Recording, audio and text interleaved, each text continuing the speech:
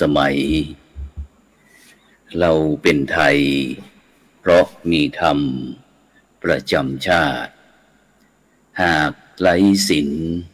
สิ้นธรรมต่ำอำนาจประเทศชาติจะอยู่ได้อย่างไรกันขอกราบพระธรรมสวัสดีกับบรรดาท่านผู้ฟังแล้วก็ท่านผู้ชมทุกท่านที่กำลังติดตามช่องทำเป็นทีมทีวีออนไลน์กลุ่มพระสงฆ์อุบาสกอุบาสิกา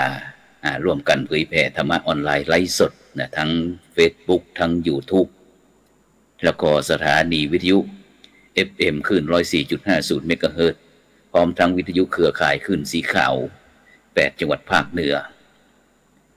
ซึ่งในค่ำคืนนี้ก็กระผมอัตมภาพพระครูโสพลปริยัติก็ได้นำรายการสังฆพัฒนาเพื่อประชาชนบทบาทพระสงฆ์ในยุคนิวนอร์มอนหนตะวันออกมาพบกับบรรดาท่านผู้ฟังท่านผู้ชมซึ่งก็เป็นประจำทุกคืนวันศุกร์เวลาก็ตั้งแต่ 20 นาฬิกาเป็นต้นไปจนถึงเวลาประมาณ 21:30 นาทีซึ่งบรรดาท่านผู้ฟังท่านผู้ชมก็สามารถที่จะให้การสนับสนุนให้กำลังใจโดยการกดติดตามกดไลค์กดแชร์เพื่อเป็นธรรมทานยิ่งแชร์มากก็ยิ่งได้บุญมากแชร์น้อยก็ได้บุญน้อยไม่แชร์ก็ไม่ได้บุญหรือว่าได้บุญเฉพาะตนเองหรือว่าจะร่วมบริจาคเป็นสาธารณกุศล ชื่อบัญชีนั้นก็ออมบุญออมธรรมวันละบาททางธนาคารไทยพาณิชย์เลขที่บัญชีนั้นก็145244700-8ชื่อบัญชีนั้นก็พระไทยธรรมกิจพระมหาชันชัยพรหมประดิษฐ์แล้วก็พระจตุรงค์ชูศรีหรือว่าอีกบัญชีหนึ่งก็จะเป็นธนาคารกสิกรไทยเลขที่บัญชี376225-237-2ชื่อบัญชีนั้นก็พระมหาดวงทิพย์ปริยัตถาดีด็อกเตอร์ปริญญาธรรม9ประโยคซึ่งก็เป็นคณาจารย์ทีมงานของช่องทำเป็นทีมซึ่งก็เป็นประจำทุกคืนวันศุกร์เราก็ได้กราบรัตนาพระมหาเถระพระสงฆ์สาธารณสงเคราะห์กับการสร้างสังคมสุขภาวะต้นแบบของคณะสงฆ์ไทยเราในช่วงนี้ก็ออกมาถึงจนคณะสงฆ์หนตะวันออกหนตะวันออกฉะนั้นก็อยู่ในหนตะวันออกนี่ก็จะเป็นตั้งแต่ภาค8ถึงภาค15ซึ่งคณะสงฆ์เรานั้นก็จะแบ่งการปกครองปกครองให้เป็นตั้งแต่ในหมู่บ้านก็จะเป็นเจ้าอาวาสเป็นตำบลก็จะเป็นเจ้าคณะตำบลจากระดับอำเภอเจ้าคณะอำเภอจังหวัดก็เป็นจังหวัดส่วนภาคนั้นก็จะดูจำนวนปริมาณของวัดในเขตปกครองว่าจะกี่จังหวัดฉะนั้นก็วันนี้ก็เช่นเดียวกันซึ่งอย่างที่บรรดาท่านผู้ฟังท่านผู้ชมได้เห็นป้ายแบ็คกราวด์ด้านหลังของผู้จัดเองนี่ก็เป็นพิธีส่งตั้งประเรียนธรรม3ประโยคแล้วก็มอบประกาศนียบัตรประโยค 1-2 พระภิกษุสามเณรในเขตปกครองคณะสงฆ์หนเหนือคณะสงฆ์หนเหนือก็คือ16จังหวัดภาคเหนือตั้งแต่จังหวัดนครสวรรค์พิจิตรเพชรบูรณ์แล้วก็จะเป็นภาคนี้ภาค4ภาค5ก็จะเป็นพิษณุโลกอุตรดิตถ์สุโขทัยตากอะไรแล้วก็ภาค6นี่ก็จะเป็นจังหวัดแพร่จังหวัดน่านจังหวัดลำปางจังหวัดพะเยาจังหวัดเชียงรายแล้วก็ภาค7นี่ก็จะเป็นเชียงใหม่ลำพูนแม่ฮ่องสอนบรรดาท่านผู้ฟังทั้งหลาย16จังหวัดภาคเหนือนี่ก็จะมีพิธีตั้งประเรียนธรรม3ประโยคแล้วก็มอบประกาศนียบัตรประโยค 1-2 ของพระภิกษุสามเณรที่สอบบาลีประจำปี2565ที่ผ่านมาได้ผ่านในวันที่23มิถุนายนปีพุทธศักราช2565ที่วัดพระธาตุศรีจอมทองวรวิหารอำเภอจอมทองจังหวัดเชียงใหม่ฉะนั้นก็ประชาสัมพันธ์ ให้กับบรรดาท่านผู้ฟังท่านผู้ชมซึ่งตอนนี้ก็ได้รับรายงานจากท่านพระมหาเถระจากจังหวัดมุกดาหารบอกว่าฝนตกก็พยายามที่จะเข้ามาอยู่วันนี้เราก็กราบรัตนาท่านพระอธิการดิเลกอภินันโทเจ้าอาวาสวัดลาดสามัคคีตำบลพลทรายอำเภอเมืองจังหวัดมุกดาหารพระสงฆ์นักพัฒนาสาธารณสงเคราะห์กับพื้นที่ต้นแบบการสร้างสังคมสุขภาวะคณะสงฆ์ภาค10ผลตะวันออกเขาพร้อมทั้งหลวงพ่อพระครูปริยัติพลากรเจ้าอาวาสวัดบูรพาทุ่งแต่ตำบลทุ่งแต่อำเภอเมืองจังหวัดยโสธรนี่ก็พระสงฆ์นักพัฒนาสาธารณสงเคราะห์กับพื้นที่ต้นแบบการสร้างสังคมสุขภาวะคณะสงฆ์ภาค10ผลตะวันออกเช่นเดียวกันซึ่งสักครู่ตอนนี้ก็ออกอากาศที่วัดพระสิงห์วรมหาวิหารอำเภอเมืองจังหวัดเชียงใหม่ส่วนผู้ร่วมรายการของเราก็จะอยู่ผลตะวันออกก็คือภาคอีสานบรรดาท่านผู้ฟังท่านผู้ชมก็อยู่ที่มุกดาหารมุกดาหารแล้วก็ที่ยโสธรไม่รู้ว่าจะเข้าได้ขนาดไหนในค่ำคืนวันนี้ซึ่งบรรดาท่านผู้ฟังท่านผู้ชมที่ติดตามทางคลื่น 104.50 เมกะเฮิรตซ์วัดฝ่ายหินนี่ก็สามารถที่จะส่งข้อความมาทางอินบ็อกซ์ก็ได้ซึ่งอีกสักครู่หนึ่งท่านอาจารย์พระครูสมุวิสุวัฒน์วรกิจโจก็คงจะส่งทางรายการสดเป็น YouTube ผ่านไปทางเครือข่ายคลื่นสีขาวของเรานอกจากนั้นก็บรรดาท่านผู้ฟังท่านผู้ชมก็สามารถที่จะกดติดตามกดไลค์กดแชร์เพื่อเป็นธรรมทานแชร์ให้กับบรรดาสหายธรรมด้วยกันฉะนั้นบรรดาท่านผู้ฟังซึ่งในปัจจุบันนี้เราจะเห็นหลายท่านหลายคนที่บรรดาพี่น้องพุทธศาสนิกชนของเราทั้งทั่วโลกเนี่ยก็จะเห็นว่าพระสงฆ์ในปัจจุบันนี้สมัยก่อนนั้นเราก็จะเห็นว่า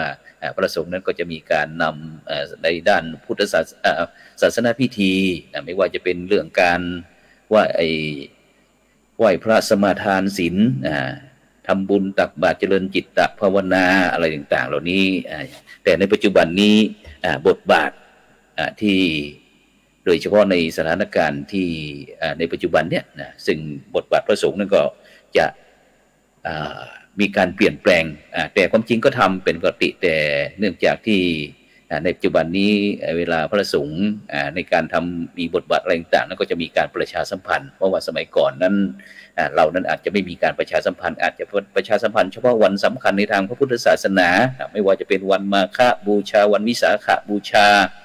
วันอาสาฬหบูชาเสร็จแล้วก็มีการทำบุญตักบาตรกันเท่านี้แต่ในปัจจุบันนี้ก็จะมีทั้งบทบาทรูปแบบการพัฒนาบทบาทสาธารณสงเคราะห์ซึ่งโดยเฉพาะการปกครองคณะสงฆ์เราก็จะแบ่งงานเป็น6ด้านก็คือเรื่องการปกครองการเผยแผ่การศึกษาสงเคราะห์สาธารณสงเคราะห์แล้วก็สาธารณูปการซึ่งการพัฒนาแล้วก็บทบาทพระสงฆ์สาธารณสงเคราะห์ในการพัฒนาชุมชนเนี่ยในปัจจุบันเนี่ยซึ่งมหาเถรสมาคมไทยเราก็ได้เน้นให้พระสงฆ์ได้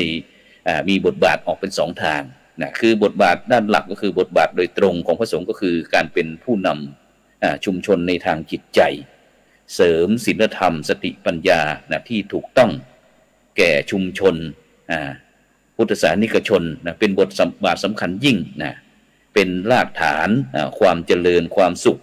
ของสังคมประเทศชาติของเรานี่คือบทบาทหลักหรือว่าบทบาทโดยตรงของพระสงฆ์ส่วนบทบาทอีกบทบาทนึงก็คือบทบาทรองในบางกรณีอาจจะมีบทบาทอื่นที่พระสงฆ์อาจจำเป็นและก็ควรเข้าไป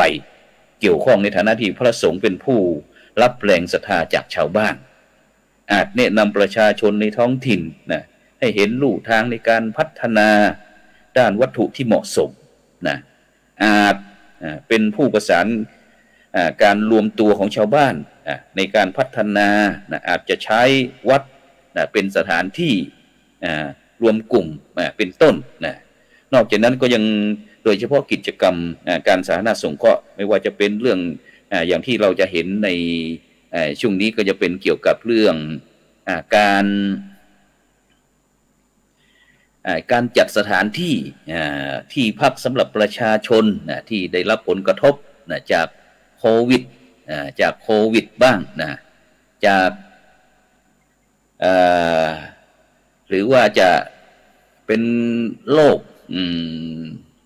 ฝีดาษวานอน หรือว่าอาหารกลางวันอาหารเช้าอาหารอะไรต่างๆให้กับบรรดาผู้ที่ได้รับผลกระทบแม้กระทั่งสำหรับผู้ที่รับผลกระทบจากโควิดแล้วก็ยารักษาโรคทั้งห้องสมุดจัดที่ดินให้ประชาชนที่อยู่อาศัยนะอย่างที่คณะสงฆ์จังหวัดเชียงใหม่วันนั้นทางท่านผู้ว่าการจังหวัดเชียงใหม่นะก็ได้มีการประชุมในการที่จะทำ MOU นะ MOU ในวันที่8เนี่ยก็จะมีการที่จะไปช่วยพี่น้องประชาชนที่ได้รับผลกระทบจากภัยธรรมชาติทั้งไฟไหม้บ้างโดนน้ำถล่มบ้างอะไรต่างๆเนี่ยก็จะไปมีการสร้างบ้านให้กับพี่น้องประชาชนที่ได้รับผลกระทบแล้วก็นั้นก็พระสงฆ์ยังจัดตั้งศูนย์สงเคราะห์ฝึกอาชีพให้คำปรึกษาปัญหาชีวิตในด้านต่างๆอย่างนี้เป็นต้นบรรดาท่านผู้ฟังทั้งหลายฉะนั้นก็ตอนนี้ก็ท่าน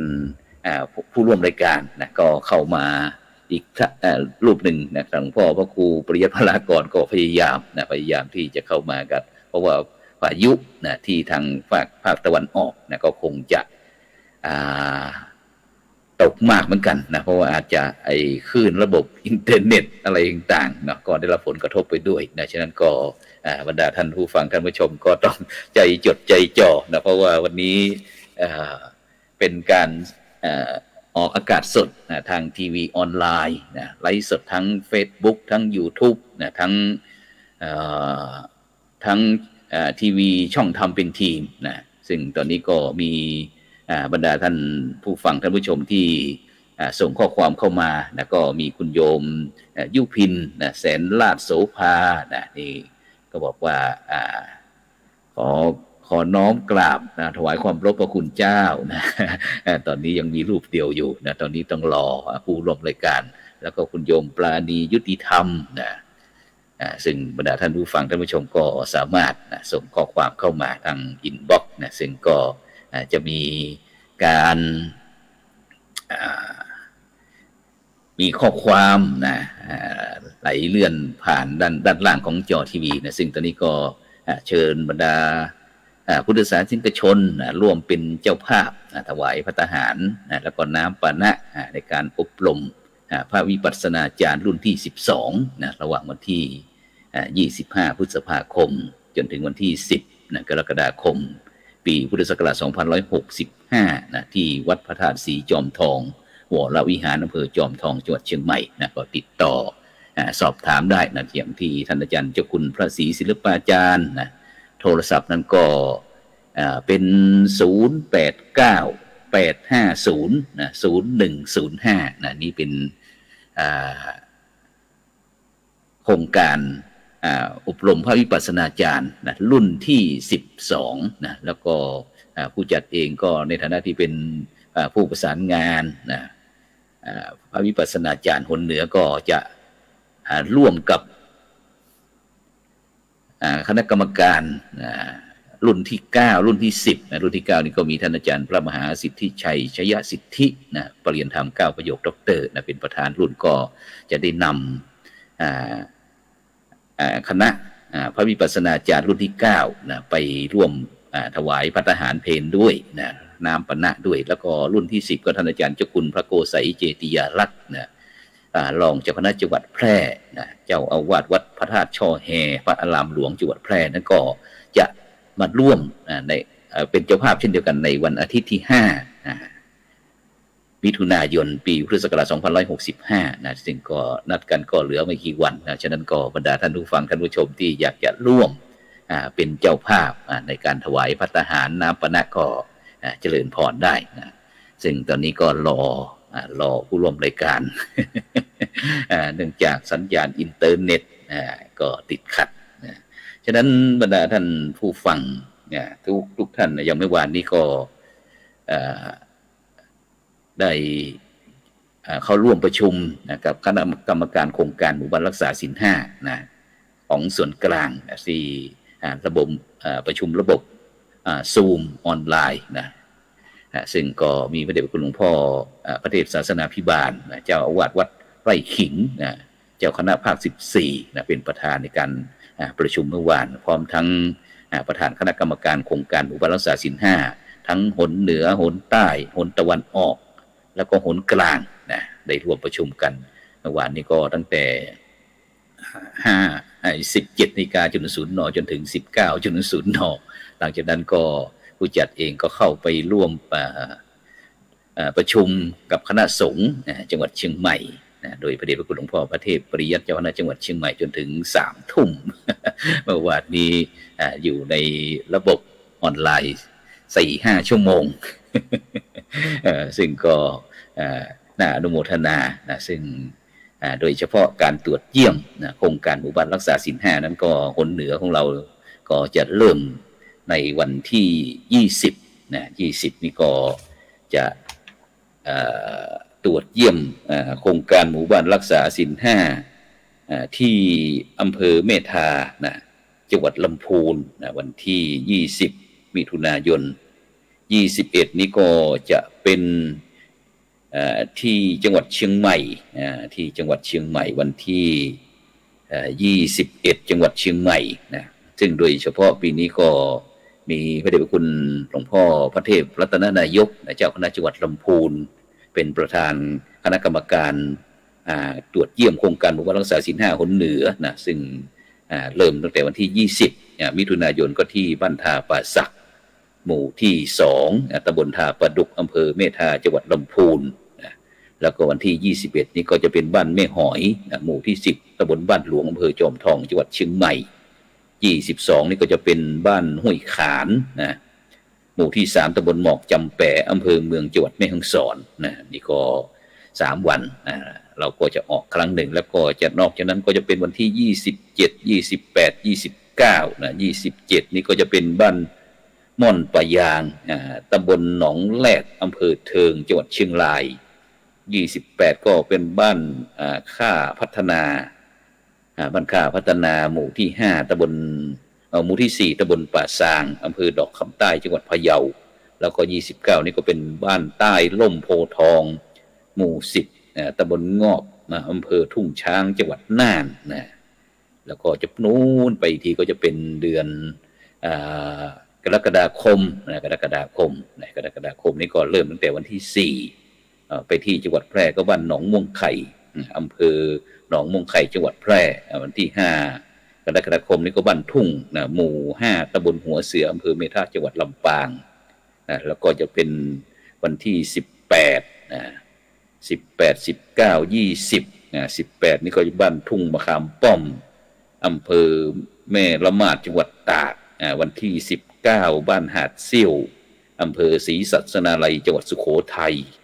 วันที่20 กรกฎาคมนี่ก็บ้านเตาไหใต้ตำบลท่าสักอำเภอพิชัยจังหวัดอุตรดิตถ์25นี่ก็จะเป็นบ้านโพธอำเภอหนองไผ่จังหวัดเพชรบูรณ์วันที่27นี่ก็จะเป็นบ้านทับค้ออำเภอทับค้อจังหวัดพิจิตรวันที่2 สิงหาคมก็จะเป็นบ้านเกาะอำเภอโกสัมพีจังหวัดกำแพงเพชรแล้วก็วันที่3 สิงหาคมนี่ก็จะเป็นบ้านหัวถนนกลางอำเภอท่าตะโกจังหวัดนครสวรรค์แล้วก็สุดท้ายวันที่4 สิงหาคมก็จะเป็นบ้านบึงกระดาษอำเภอเมืองจังหวัดพิษณุโลกนี่ก็เป็นตารางในการตรวจเยี่ยมโครงการหมู่บ้านรักษาศีลห้าฉะนั้นก็ในปัจจุบันนี้โครงการที่ทางคณะสงฆ์ไทยเราได้ทำกิจกรรมต่างๆเพื่อที่จะบำบัดทุกข์บำรุงสุขพี่น้องประชาชนคนไทยของเราที่ได้รับผลกระทบจากยุคนิวนอร์มัลยุคนิวนอร์มัลซึ่งวิถีชีวิตก็มีการเปลี่ยนแปลงไปไม่ว่าจะเป็นเรื่องการศึกษาการดำเนินชีวิตการดำรงชีวิตของแต่ละท่านแต่ละคนก็มีการเปลี่ยนแปลงไปถ้าเราตั้งใจลองดูว่าชีวิตของเราเนี่ยตั้งแต่ได้รับผลกระทบจากโควิดบ้างจีปะทะตั้งแต่รับวัคซีนบ้างแล้วก็ฝีดาษวานอนล่าสุดก็มาอีกแล้วฝีดาษวานอนนี่ก็แต่ก็ยังไม่เข้ามาในประเทศไทยนะท่านผู้ฟังฉะนั้นก็โดยเฉพาะเรื่องการดำเนินชีวิต นะเราก็ต้องระมัดระวังนะซึ่งตอนนี้ก็ยังรอหลวงพ่อพระครูปริยัติ ปริยัติพลากรนะเจ้าวาดวัดบูรพาทุ่งแต้นะก็พยายามที่จะเข้ามาฝนตกนะที่ภาคอีสานนะจังหวัดยโสธรนะแล้วก็ท่านพระอาจารย์อธิการดิเลกอภินันโทนะเจ้าวาดวัดลาดสามัคคีตำบลพลทรายอำเภอเมืองจังหวัดมุกดาหารนะซึ่งอีกสักครู่ท่านพระอาจารย์ทั้งสองรูปเข้ามาแล้วก็คงจะได้สัมภาษณ์คุยกันว่าผลกระทบจากพายุวันนี้เป็นยังไงบ้างนะท่านอาจารย์ก็ส่งข้อความบอกว่ากำลังพยายามอยู่นะพายุเข้าที่มุกดาหารนะครับทั้งที่มุกดาหารที่ทั้งยะโสธรนะครับฉะนั้นก็บรรดาท่านผู้ฟังท่านผู้ชมก็รอสักนิดหนึ่ง รอสักนิดหนึ่งนะซึ่งโดยเฉพาะบรรดาท่านทั้งหลายนะซึ่งในปัจจุบันนี้เราจะเห็นว่าการดูแลเรื่องสุขภาพนะร่างกายเนี่ยเป็นสิ่งที่สำคัญนะเพราะว่าเวลาเราใช้รถ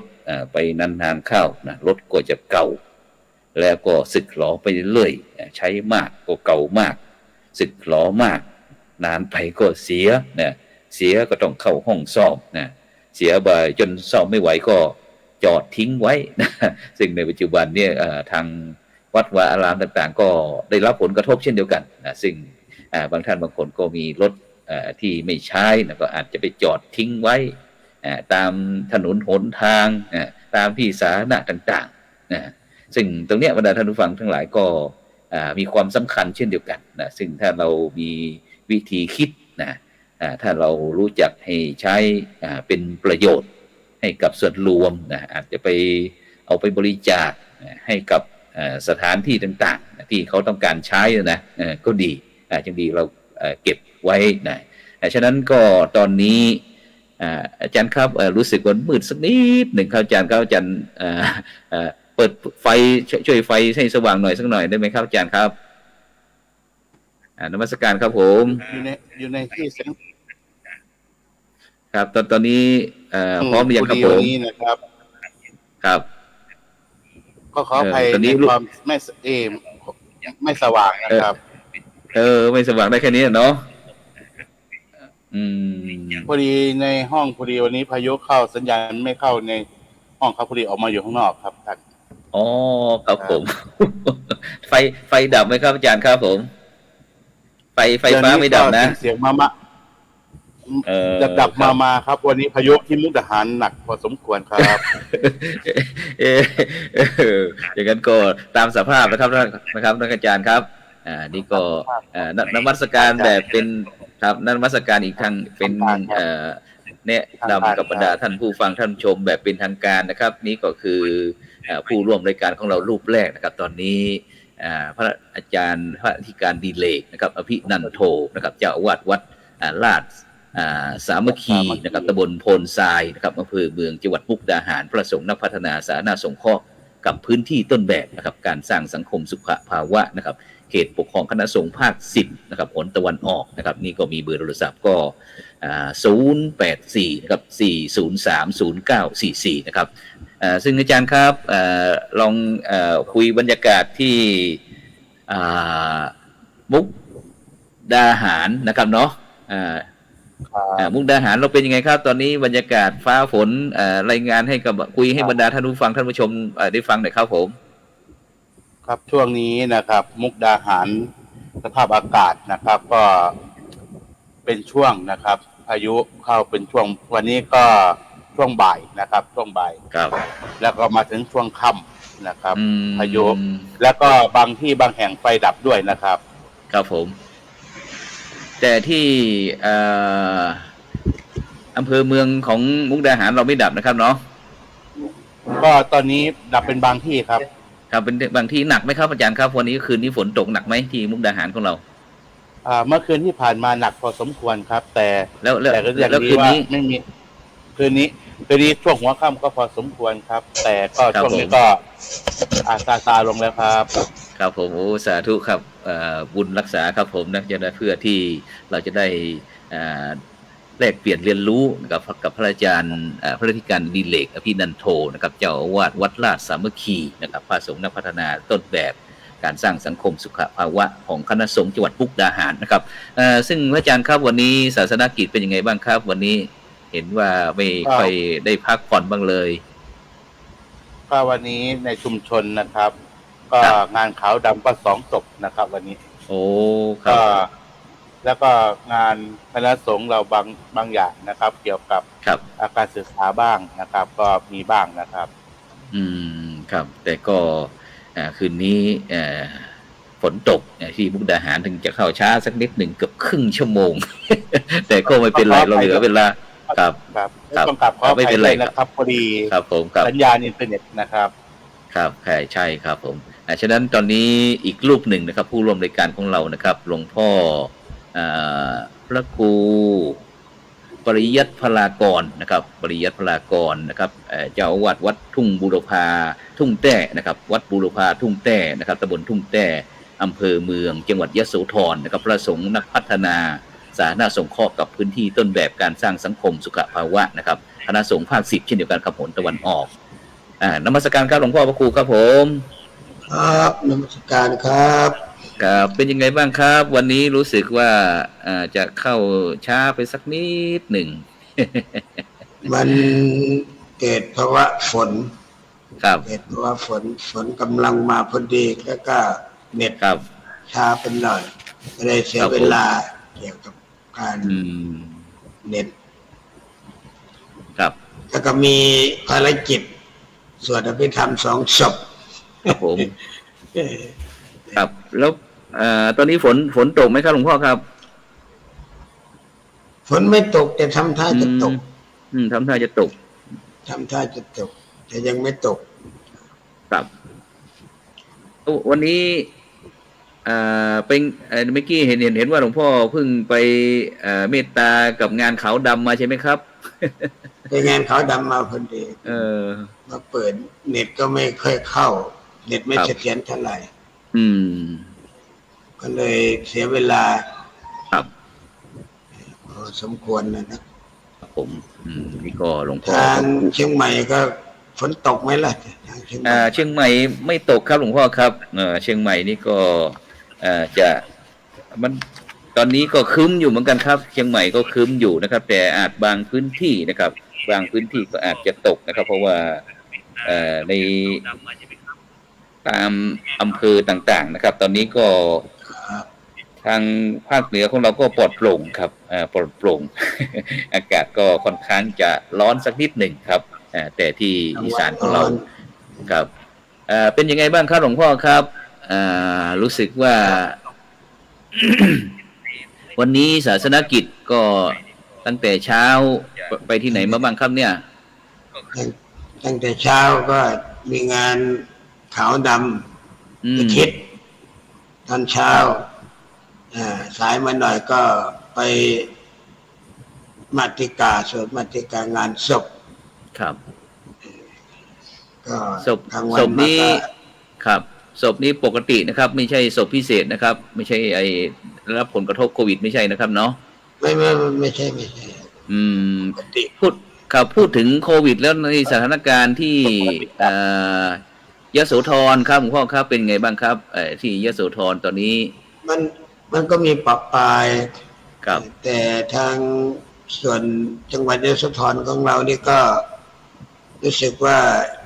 จะผ่อนคลายไปเยอะครับโดยเฉพาะในเกี่ยวกับการที่จะรักษาโควิดนี่ก็อยู่ที่หมู่บ้านก็ไม่มีละที่ตำบลทุกแก่นี่ก็ไม่มีละแล้วก็ในส่วนต่างๆก็รู้สึกว่าจะผ่อนคลายไปเยอะทั้งราชการก็ผ่อนคลายก็มีการจัดงานประเพณีได้ตามเกือบ 100%ถือว่าเป็น 100% ก็ได้ประเพณีโดยเฉพาะประเพณีบุญบ้องไฟใช่ครับบ้องไฟตอนนี้ประเพณีบุญบ้องไฟนี้ได้มีได้เริ่มหรือยังครับหรือว่ายังคือประเพณีบุญบ้องไฟจังหวัดยโสธรนี้ผ่านไปแล้ว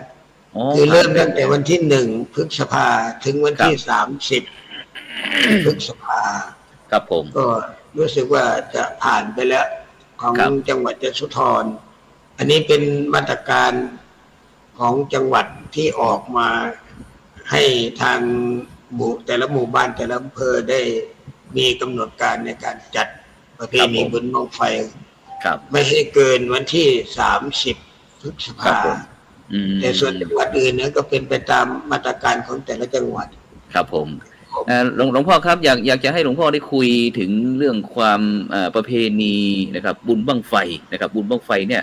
ทางพี่น้องภาคอีสานของเราเนี่ยมีความเชื่อมีความศรัทธาอย่างไงครับในการที่เราจุดบั้งไฟเนี่ยจุดเพื่ออะไรครับหรือว่ามีความเป็นไปเป็นมาอย่างไรครับกราบนิมนต์ครับการจุดบั้งไฟเนี่ยมันก็มีมาตั้งแต่นานแสนนานแล้วนะหลายศตวรรษหลาย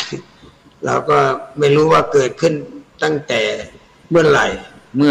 ในการที่เราจุดบั้งไฟเนี่ยแต่เรามากำหนดเอาก็คงจะไม่นานก็ประมาณสัก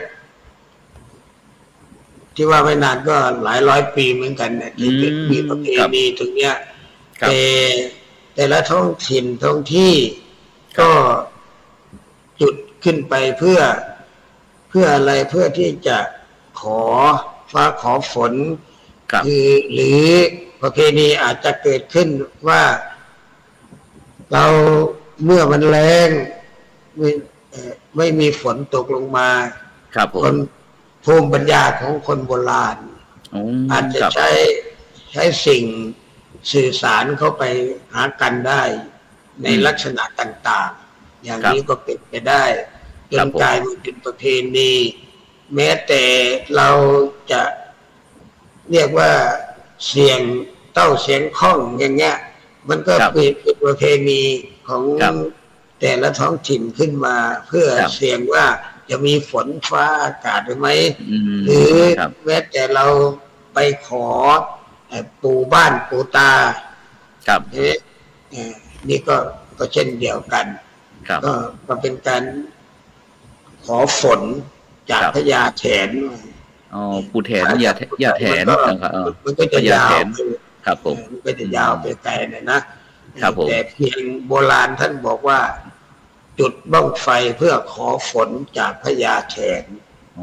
ครับสาธุครับตามฤดูกาลครับเมื่อก่อนนี้ผมเคยนอกจากที่จุดบ้องไฟแล้วยังมีประเพณีอะไรอีกไหมครับที่ก่อนที่จะเข้าสู่ฤดูทำไร่ทำนาทำประกอบสัมมาอาชีพต่างๆเลยครับมีพิธีอะไรอีกไหมนอกจากที่จะขอก็มีพิธีเลี้ยงปู่บ้านครับเจ้าบ้านปู่เขาเรียกปู่ตาครับ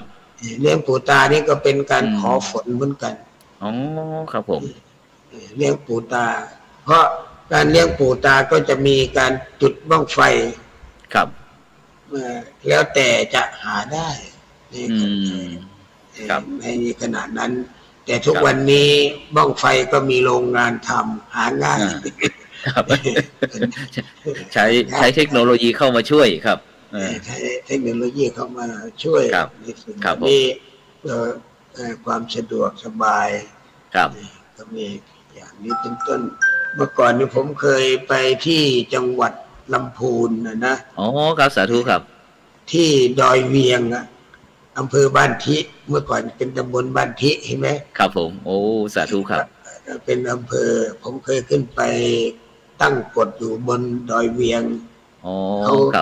ขาก็จะมีประเพณีจุดบั้งไฟขอฝนเหมือนกันอยู่ที่ดอยเวียงอำเภอบ้านทิจังหวัดลำพูนนะครับผมเคยเป็นตั้งกฎอยู่ตรงนั้นครับ 2-3 คืนครับเมื่อกี่สิบปีก่อนครับมาปรากฏธุดงค์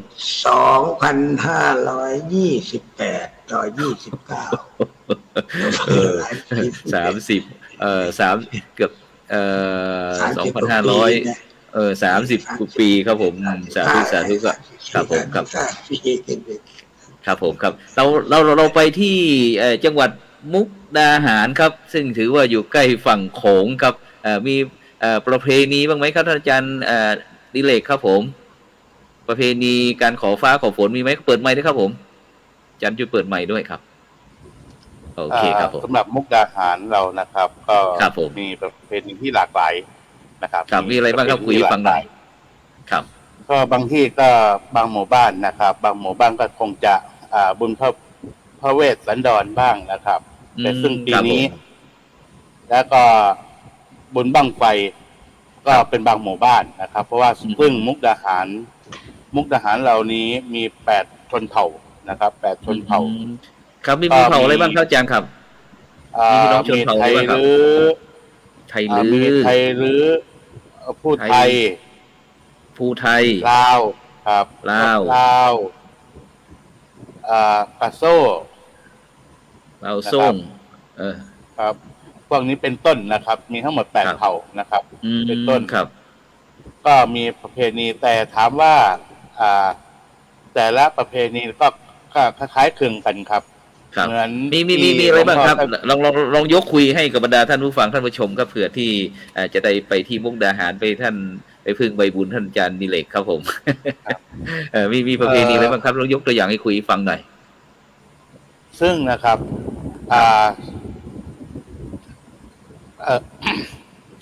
ทอดกฐินน้ำนะครับซึ่งเป็นไฮไลท์ของจังหวัดมุกดาหารอีกอย่างหนึ่งแต่ถามว่ากฐินน้ำหนึ่งแล้วก็กฐินพญานาคสามพิภพนะครับเหล่านี้นะครับเป็นประเพณีที่กำลังเริ่มนะครับในจังหวัดมุกดาหารซึ่งวันออกพรรษานะครับวันออกพรรษา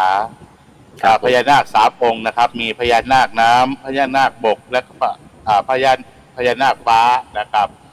ซึ่งจะมีการทอดกฐิน3 พญานาคนะครับซึ่ง3 พญานาคเส้นทางเดียวกันนะครับเส้นทางเดียวกันดังนั้นก็อยากให้มาชมประเพณีทางอีสานแล้วก็ในวันที่ทอดกฐินนั้นจะมีตอนกลางคืนนะครับจะมีประเพณีจุดกระจู้นะครับกระจู้ก็คือเทียนที่เขามาต้มแล้วก็มาหยอดเป็นคล้ายๆเป็นดอกไม้นะครับลอยลงแม่น้ำโขงนะครับแถวสะพานมิตรภาพแห่งที่2ของจังหวัดมุกดาหารนะครับซึ่งเป็นไฮไลท์ของจังหวัดนะครับส่วนตามชุมชนต่างๆนะครับก็มีประเพณีต่างๆหลากหลายนะครับหลายชนเผ่าผู้ไทยก็ที่หนองสูงนะครับหนองสูงก็เป็นผู้ไทยก็เป็นโฮมสเตย์อะไรก็อยากแนะนำนะครับเชิญชวนขอนิมนต์จะมาเที่ยวมุกดาหารด้วยนะครับครับซึ่งอาจารย์ครับอย่างไอ้ที่ว่ากฐินน้ำนะครับอาจารย์ครับมันต้องโดยเฉพาะที่ฝั่งมุกดาหารเรานี่ติดแม่น้ำโขงใช่ไหมครับอาจารย์ครับใช่ครับครับก็อย่างนั้นก็เป็นแหล่งท่องเที่ยวด้วยฉะนั้นอย่างกฐินน้ำเราจะต้องเอาผ้ากฐินหรือว่าอะไรต่างๆมาล่องมันมาทำประกอบพิธีที่น้ำโขงหรือเปล่าครับหรือว่ายังไงครับก็นำมาทอดที่แม่น้ำโขงครับอาจารย์ครับมาทอดที่แม่น้ำโขงแล้วก็ซึ่งยอดกฐินนะครับจริงๆแล้วก็เราไปทำพิธีแม่น้ำโขงเสร็จจากพิธีแล้วเราก็มอบให้วัดใดวัดหนึ่งนะครับแต่ละปีมีหมายความว่ามีกฐินกองเดียวใช่ไหมครับทั้งจังหวัดนั้นมีกองเดียวใช่ไหมครับกฐินน้ำเนี่ยกฐินน้ำกองเดียวครับแล้วก็กฐิน3 พิภพพญานาค3 พิภพอีกต่างหากครับอย่างละ1 กองนะครับครับแล้วก็ใครมาเป็นเจ้าภาพครับหรือว่าแล้วแต่ที่มีผู้ที่มีประสงค์ที่อยากจะเป็นเจ้าภาพหรือว่ายังไงครับเป็นกฐินสามัคคีหรือว่ายังไงครับผมเป็นกฐินสามัคคีของระดับจังหวัดนะครับเป็นของระดับจังหวัดนะครับซึ่งโดยแกนนำท่านคงจะเป็นท่านผู้ว่านะครับเป็นท่านผู้ว่าแต่ละปีนั้นก็โดยแกนนำท่านผู้ว่าแต่เจ้าภาพหลักๆจริงๆอาจจะหมุนไปตามหน่วยงานต่างๆนะครับผมจัดในนามจังหวัดนะครับฉะนั้นก็ที่มุกดาหารของเราเป็นแหล่งท่องเที่ยวที่นี้ติดกับพี่น้องสปป.ลาวนะครับเป็นแขวงเป็นเมืองอะไรครับที่มุกดาหารมุกดาหารแขวงสวรรณเขตนะครับแขวงสวรรณเขตครับข้ามตอนนี้ด่านเปิดหรือยังครับอาจารย์ครับด่านเพิ่งเปิดเมื่อวันที่เมื่อ วันที่ 1นี่หรือเปล่าครับวันที่ 1เมื่อกี้ที่ผ่านมาเนี่ยครับอ๋อครับ1 มิถุนายนนะครับอืมทีนี้เรื่องความเชื่อครับอาจารย์ครับอยากจะถามท่านพระอาจารย์ดีเลกนะครับอภินันโทนะครับเจ้าอาวาสวัดราชสามัคคีมุกดาหารของเรานะครับขอเป็นวิทยาทานก็แล้วกันครับเกี่ยวกับความเชื่อของพี่น้องสองฝั่งโขงโดยเฉพาะเรื่องพญานาคครับหลวงพ่อครับท่านอาจารย์ครับเกี่ยวกับที่มุกดาหารเรามีความเชื่อยังไงบ้างครับเกี่ยวกับพญานาคครับผมสำหรับมุกดาหารนะครับก็มีความเชื่อเกี่ยวกับพญานาคมาตั้งหลายร้อยปีแล้วแหละนะครับซึ่งมุกดาหารนะครับมีพญานาคโดยแต่ละที่นะครับมีพญานาคน้ำพญานาคบกและพญานาคฟ้า3จุดนี้นะครับต่างคนต่างสร้างจริงๆนะครับแต่ละที่ต่างคนต่างสร้างแต่ผลปรากฏว่าสร้างเสร็จแล้วเส้นทางที่เดินทางจากจุดเริ่มต้นเป็นเส้นทางตรงนะครับเป็นเส้นทางเดียวกันโดยเราไม่ต้องไปแวะที่ไหนนะครับทั้ง3ที่ซึ่งพญานาคบกนั้นนะครับอยู่ที่อำเภอว่านใหญ่นะครับอำเภอว่านใหญ่อยู่แก่งกระเบานะครับแล้วก็จุดเริ่มต้นที่อำเภอว่านใหญ่เสร็จแล้วเราก็วิ่งรถมาตามเส้นทางท่าน้ำโขงนะครับมาเรื่อยๆมาถึงสะพานมิตรภาพแห่งที่2ก็เป็นพญานาคน้ำนะครับใต้ท้องสะพานมิตรภาพแห่งที่2ครับหลังจากออกจากสะพานมิตรภาพแห่งที่2แล้วขึ้นวัดภูมิมโนรมเส้นทางเดียวกันตรงมาเลยนะครับขึ้นเป็นพญานาคฟ้านะครับซึ่งทั้ง3อย่างนี้ที่ทั้ง3แห่งนี้นะครับเป็นสัญลักษณ์เอกลักษณ์ของจังหวัดมุกดาหารนะครับแล้วก็ความเชื่อของชาวมุกดาหารนั้นเชื่อว่าพญานาคนั้นมาดูแลนะครับดูแลปกปักรักษาชาวจังหวัดมุกดาหารนะครับแต่ละปีช่วงเทศกาลต่างๆด้วยนะครับจะมีการบวงสรวงนะครับบวงสรวงพญานาคทั้ง3พญานาคนะครับถ้ามีโอกาสนะครับก็ขอกราบนิมนต์ท่านพระอาจารย์ทั้ง2รูปนะครับและก็ท่านผู้ที่กำลังรับชมรายการครับก็มาเที่ยวมุกดาหารก็ติดต่อได้นะครับติดต่อสำหรับกับผมอาตมาภาพได้นะครับก็คงจะนำเที่ยวนะครับครับสาธุครับนี่ก็ท่านพระอาจารย์ดิเลกนะครับอภินันโทนะครับเจ้าอาวาสวัดราชสามัคคีนะครับตำบลโพนทรายอำเภอเมืองจังหวัดมุกดาหารครับพระสงฆ์นักพัฒนาสาธารณสงเคราะห์กับพื้นที่ต้นแบบการสร้างสังคมสุขภาวะนะครับคณะสงฆ์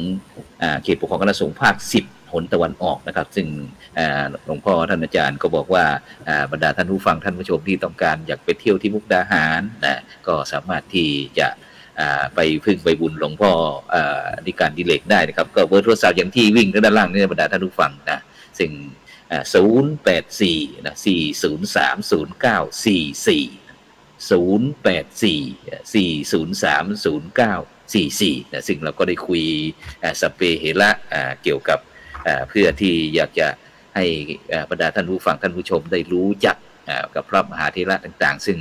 ความจริงในบทบาทของหลวงพ่อพระอาจารย์ทั้งคู่นะก็ถือว่าเป็นพรรคสงฆ์นักพัฒนาต้นแบบของแต่ละจังหวัดนะโดยเฉพาะก็จะเป็นเบอร์1ที่ได้รับการยกย่องจากคณะสงฆ์อย่างที่ท่านอาจารย์ดิเลกอภินันโทนี่ก็คณะสงฆ์จังหวัดมุกดาหารนะครับท่านอาจารย์พระครูหลวงพ่อพระครูปริยัติพลากรนะครับนี่ก็ไม่ธรรมดาบอกว่าเคยเดินธุดงค์แล้วก็มาปรากฏที่อำเภอลีนะครับมาอยู่ตรงนั้นหลายวันเช่นเดียวกันครับซึ่งเรากลับไปที่หลวงพ่อพระครูปริยัติพลากรนะครับเจ้าอาวาสวัดทุ่งบูรพาบ่อแต้นะครับหลวงพ่อครับทีนี้ในฐานะที่เป็นพระสงฆ์นักพัฒนาสาธารณะต้นแบบการสร้างสังคมสุขภาวะนะครับของคณะสงฆ์จังหวัดยโสธรครับภาพรวมของคณะสงฆ์จังหวัดยโสธรหลังจากที่เราได้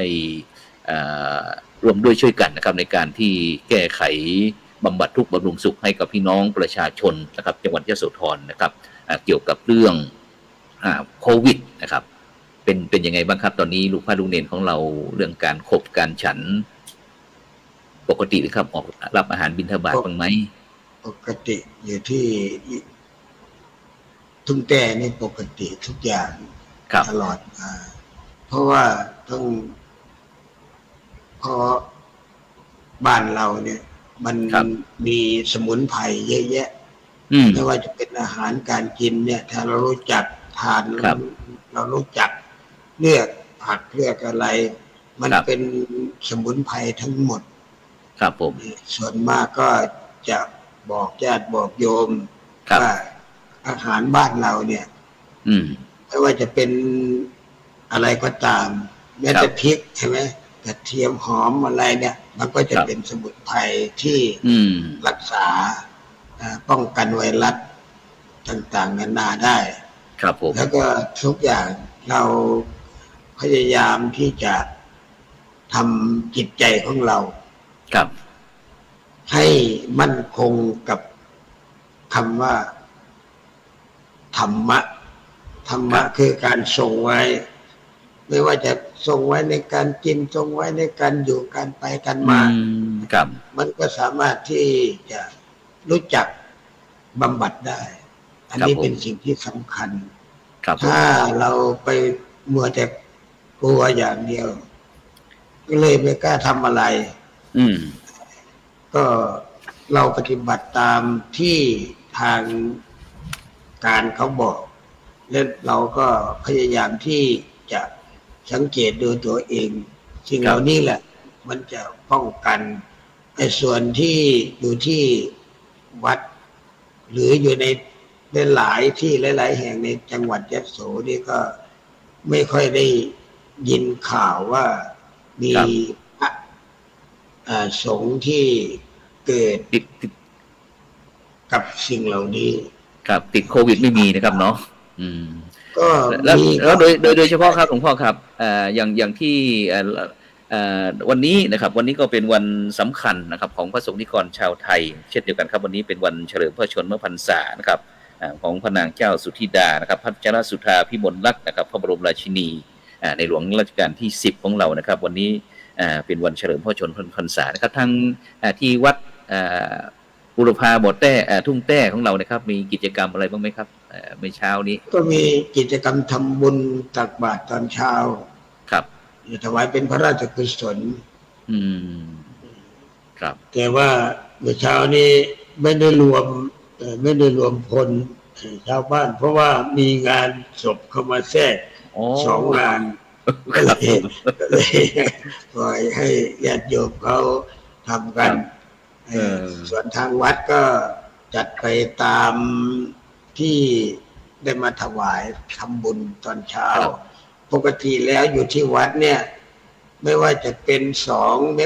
เมษาก็ดีหรือ28กรกฎาก็ดีหรือ ครับผม 12 สิงหา5 ธันวาหรือวั ครับ น ผม สำคัญของทางศาสนา อืม วันสำคัญของชาติ อยู่ ครับ ที่วัดบุรพาจะทำประจ ครับครับ ำจะทำประ ซึ่ง จำ เราตรงภาพนี้ครับหลวงพ่อครับภาพนี้ได้มีกิจกรรมอะไรกันเอ่ยครับ ตรงนี้ครับ อันนี้ปฏิบัติเอาคณะครูแล้วก็นักเรียน ครับผม ฝ่ายปกครองฝ่ายบริหารเข้ามาปฏิบัติร่วมกันในวัน วิสาขะหรือเปล่าครับ เขาเรียกว่าหมู่บ้านคุณธรรม อ๋อ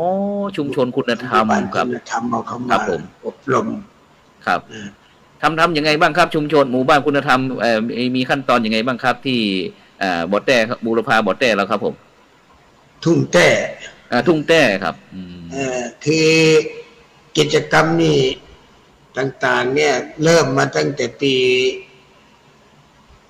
46 ครับ 47เมื่อก่อนนี้ผมก็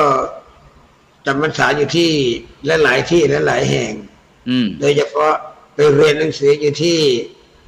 วัดมงคลตะพอจังหวัดพิจิตรก็ได้ศึกษาวัฒนธรรม แล้วก็ได้ขึ้นไปทางเชียงใหม่เชียงรายไปศึกษาวัฒนธรรมต่างๆ แล้วก็หลังจากนั้นก็ปี29ก็เข้าไปจำพรรษาอยู่ที่กรุงเทพ17 ปีถึงปี46ก็กลับมามาบริหารงานอยู่ที่บ้านทุ่งแต้ครับผมก็เริ่มตั้งแต่ปี47ก็ตั้งศูนย์ศึกษาพุทธศาสนาวันอาทิตย์ แล้วก็ตั้งศูนย์วัฒนธรรมเฉลิมราชขึ้นมา ครับ และหลายอย่างก็ความร่วมมือกับญาติโยม คือเอาธรรมะของหลวงพ่อวัดมงคลตะพอที่ท่านให้ศิษ ครับ ย์ตะพอนี่ใช้ประจำคือ ครับ โลโกปทัมพิกาเมตตา โอ้สา พว ธุ กเราต้องรักกันถ้าได้ ครับ แปลอย่างนี้นะครับ ผม ท่านได้แปลอย่างนี้ก็นำมาใช้แม้แต่มาอยู่บ้านก็บอกว่าเอาธรรมะตัวนี้แหละพวกเราต้องรักกัน ครับ ท่านจะมาจากที่ไหนก็ตามมามีกิจกรรมอะไรร่วมกันทำร่วมกัน ครับ ช่วยกัน ไม่ว่าจะเป็นทางกายก็ดีทางใจก็ดีทางวัตถุอะไรต่างๆ ก็ตามก็ ครับ ได้รับความร่วมมือเป็นอย่างดีจาก ครับหลวงพ่อครับแล้วอย่างในภาพนี้ครับนี่เป็นอะไรครับเนี่ย เห็นตั้งวง ใน นี่เขา ภาพ ทำอะไร นี้คือ อันนี้โยมจะมาทำบุญเพลทุกวัน อ๋อครับผม หลังจากพระสงฆ์ฉันเสร็จก็จะ ครับ เป็นหน้าที่ของโยม อืม จะมีอย่างนี้ตลอด ครับ มี ผม ทุกวันม โยมก็จะทานข้าวกันอย่างนี้ทุกวัน บาง ครับ วันก็มีเยอะกว่านี้มากเลย ครับผม อันนี้เป็นปกติเป็นปก ครับผ ติ ม ของ ครับ ที่ ผม มาทุกวัน ครับจะมีบรรดาเด็กยุวชนคนหนุ่มคนสาวบ้างไหมครับ หรือว่าจะมีแต่อุบาสกอุบาสิกาผู้สูงอายุครับผม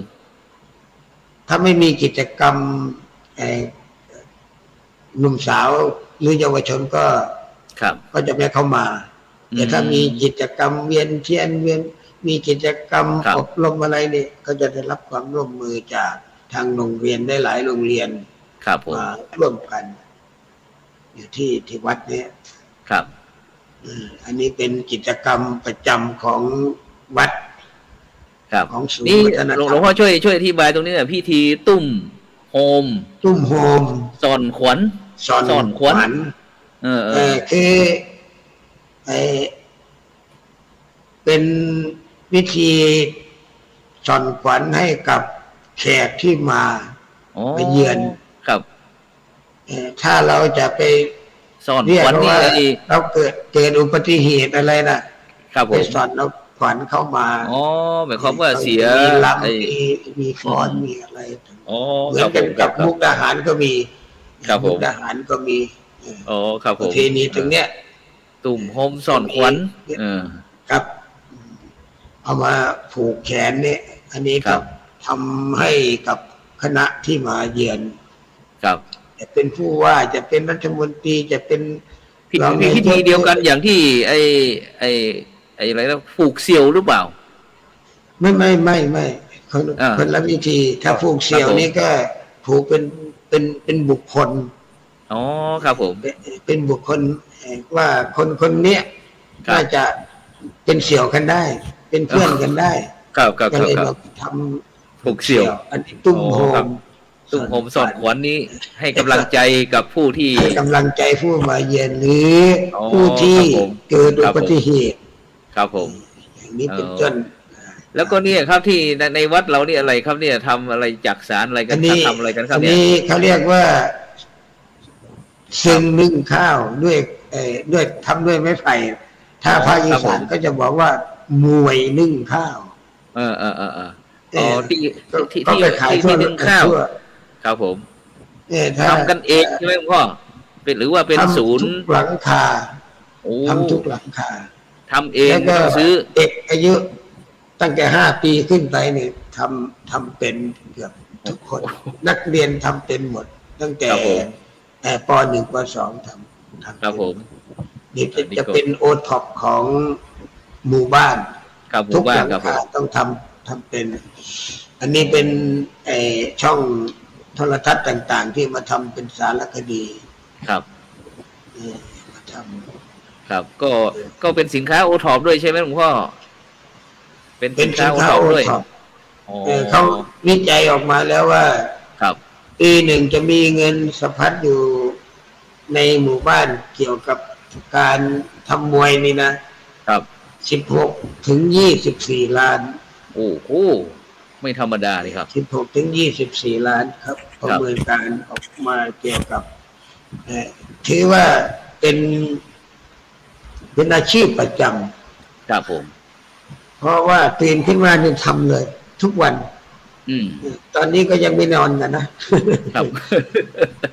ก็ดูหลวงพ่อดูอยู่เนี่ยมั้งญาติโยมดูหลวงพ่อออกทีวีออนไลน์อยู่ ไม่รู้ก็บอกเหมือนกันอันนี้เป็นประชุมสภาวัฒนธรรมจังหวัดครับภาพนี้ประชุมสภาวัฒนธรรมเพราะผมเป็นคณะกรรมการสภาวัฒนธรรมจังหวัดยะโสธรครับ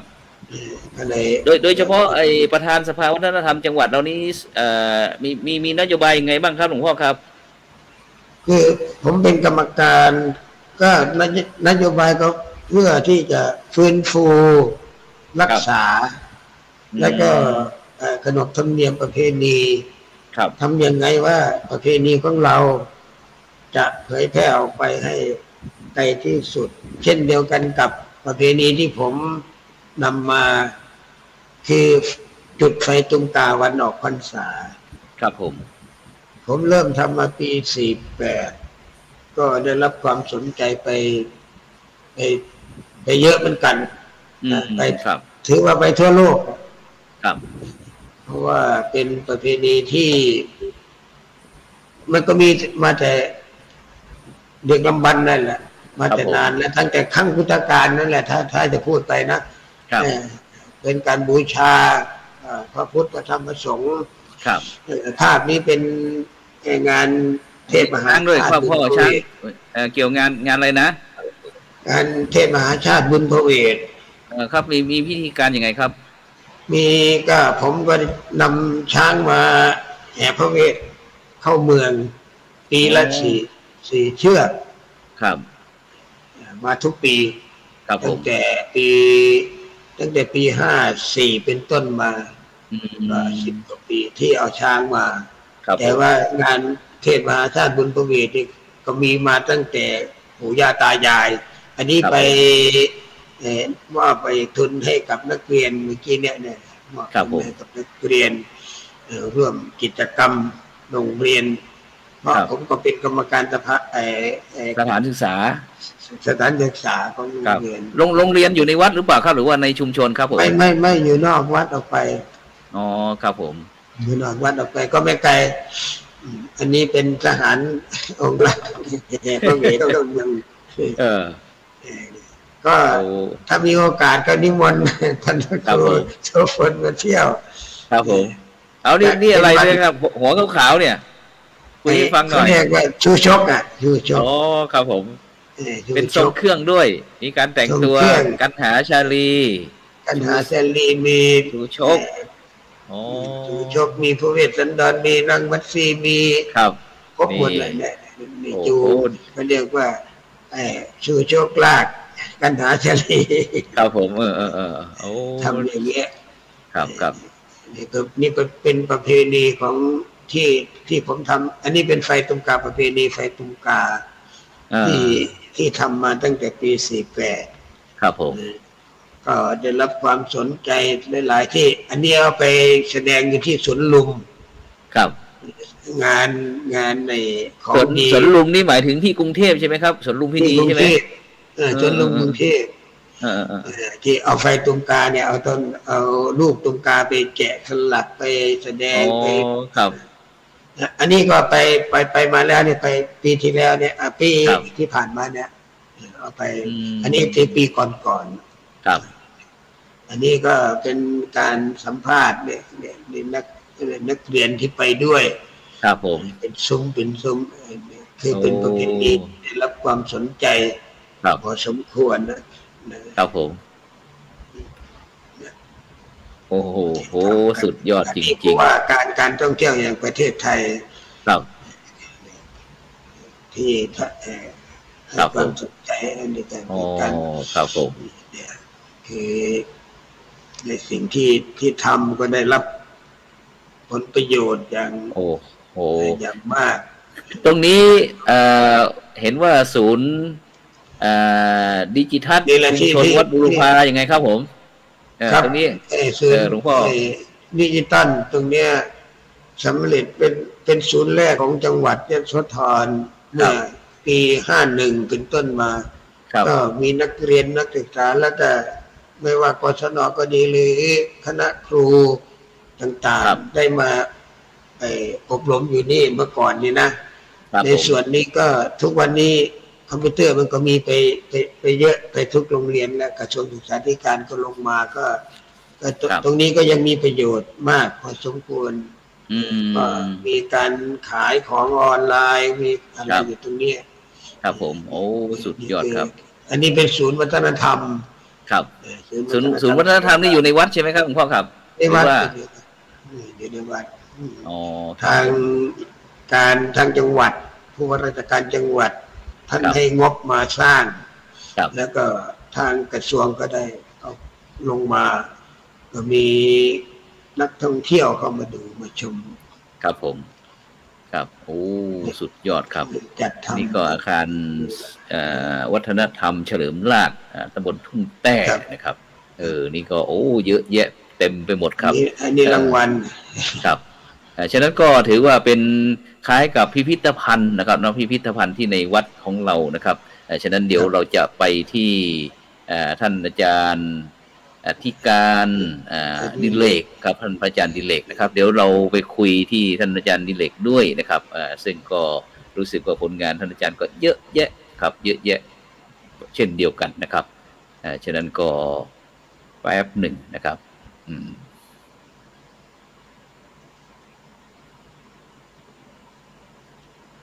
ตอนนี้เราก็จะท่าน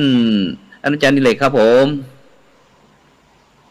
ได้ยินไหมครับผมได้ยินครับครับได้คุยตรงกิจกรรมนอกจากที่เราจะได้คุยทั่วๆไปแล้วนะครับเราก็จะมาคุยเรื่องงานท่านอาจารย์ด้วยครับนี่ไปชุดอะไรนี่ครับกาดหรือว่าอะไรเต็มไปหมดครับท่านอาจารย์ตัวนี้นะครับผมเป็นสมาคมกู้ภัยร่วมใจมุกดาหารนะครับเป็นสมาคมที่ออกช่วยเหลือสังคมนะครับแม้ว่าจะเป็นงานสงเคราะห์ที่เราดำเนินการอยู่ก็มอบสิ่งของให้กับผู้ยากไร้หรืออะไรก็ตามแต่นะครับครับผมแล้วก็ออกกู้ภัยอุบัติเหตุนะครับแล้วก็ช่วยเหลือ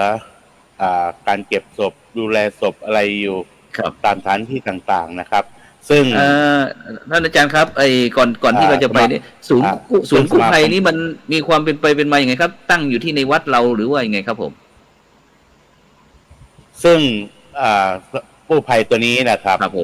ตั้งอยู่นอกวัดนะครับแต่เป็นน้องใหม่นะครับตั้งขึ้นน้องใหม่ท่านผู้ว่าเพิ่งเซ็นอนุมัติให้เป็นสมาคมเมื่อประมาณสัก 2-3 เดือนที่ผ่านมานี้เองนะครับแล้วก็สำหรับผมเองก็ถือว่าเป็นที่ปรึกษานะครับเป็นที่ปรึกษาเพราะว่าส่วนมากคณะทีมงานของเรานี้ก็เป็นคนที่เรารู้จักทั้งนั้นนะครับครับแล้วก็ไปเอางบประมาณอะไรที่ไหนมาในการที่เราจะตั้งหน่วยกู้ภัยหรือว่ามูลนิธิอะไรเนี่ยครับท่านอาจารย์สำหรับสมาคมของเรานะครับถ้าเป็นมูลนิธินี่จะต้องมีงบประมาณนะครับจะต้องมีงบประมาณแต่สำหรับของเรานี้เป็นจิตอาสานะครับซึ่งไม่มีงบประมาณแม้แต่บาทเดียวคือเป็นอาสาจริงๆนะครับแต่ถามว่าค่าใช้จ่ายช่วงแรกเริ่มต้นเราก็ต่างคนต่างควักช่วยกันนะครับควักกระเป๋าเพื่อที่อยากจะช่วยเหลือพี่น้องประชาชนนะครับไม่ว่าจะออกเคสออกช่วยเหลืออุบัติเหตุก็ดีคนจมน้ำก็ดีคนผูกคอตายก็ดีพวกนี้ผมออกช่วยหมดนะครับซึ่งสิ่งสำคัญที่สุดก็คือน้ำมันรถนะครับน้ำมันรถนี้พวกเราควักถุงช่วยนะครับควักถุงช่วย แล้วก็อาศัยเงินแต่เราไปแต่ละที่ไม่คิดค่าใช้จ่ายแม้แต่บาทเดียวยกเว้นนะครับยกเว้นเจ้าภาพบางที่นะครับเจ้าภาพบางที่จาก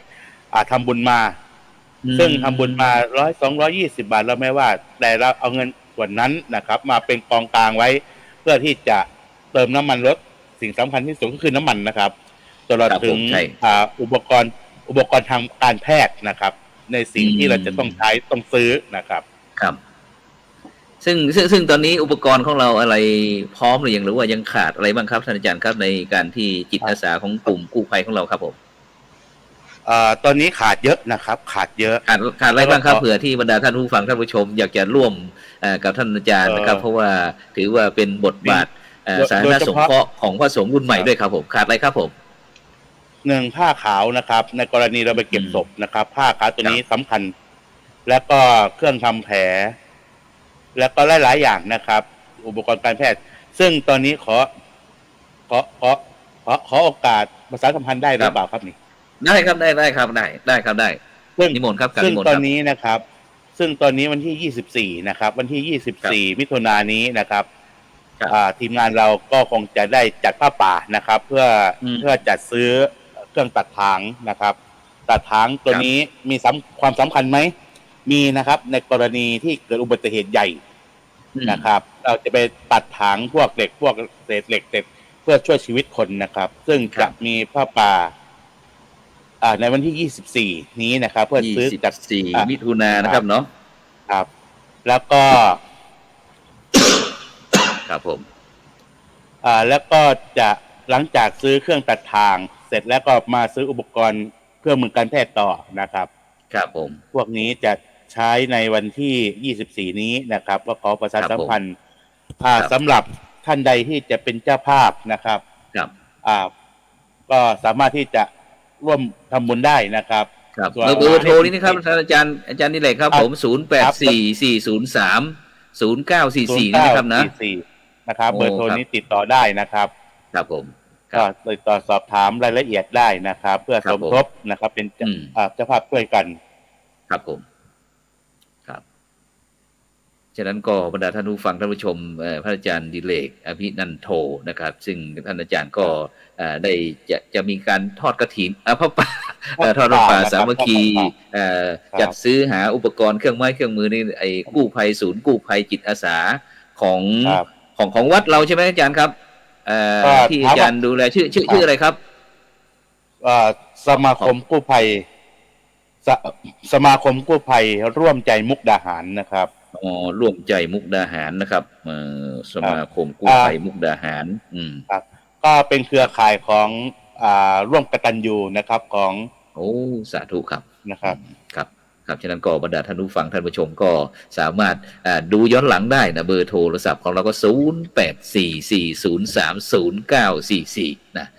ทั้ง YouTube ทั้ง Facebook ทั้ง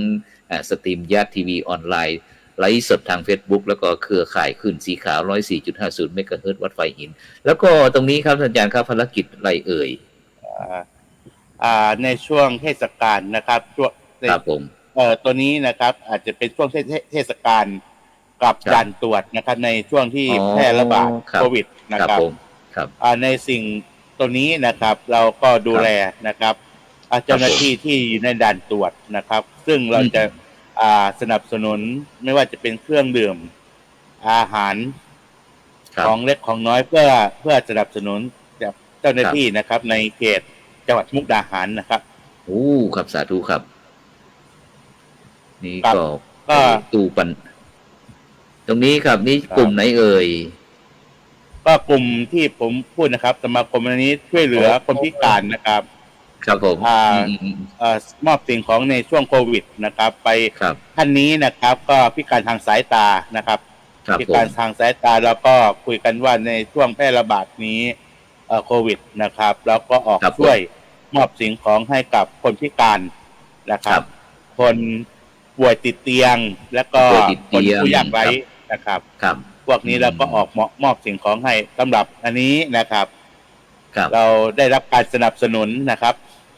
จากคณะสงฆ์เป็นบางส่วนนะครับสิ่งของที่เรามานำบริจาค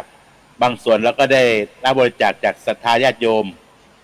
และหลักๆก็คือในกระเป๋าตัวเองด้วยนะครับเพื่อที่จะช่วยนะครับช่วยสังคมของพวกเราไม่ว่าจะฝ่ายต่างๆที่ผมได้พูดมานะครับ